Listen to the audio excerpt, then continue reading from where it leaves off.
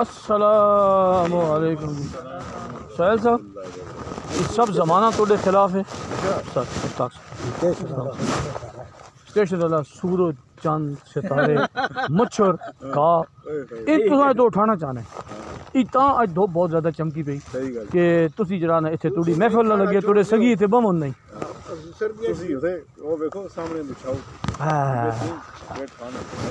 نظر نہیں اتنے پیسہ نہیں وہ سامنے لگنی ہے وہ یار وہ لگنی سامنے یہ جڑا نا یہ جڑا تک نا مغلیہ دور نا گاؤں تک کیا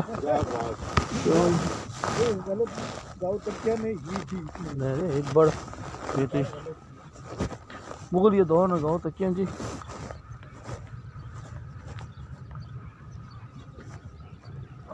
دھوپ واقعی جی بہت زبردست تھی سر آج جڑی نا سورج اتنا چمکا پا کہ نہیں بیٹھ دینا بس صحیح نہیں بیٹھ دینا بس صحیح پونے گھنٹے میں تو مشتاق صاحب اندر بیٹھے رہے ہیں چھما دے سیٹن کھانا ہی اچھا چلو جی زندہ باد سر زندہ باد جی ہمارا یہ گاؤں تکیہ دیکھیں جی کتنا زبردست گاؤں تکیہ یہ ہماری بہترین کارپیٹ ہے اور یہ اس کے پیچھے تکیہ یہ ہمارا تکیہ اس کے اوپر رکھ کے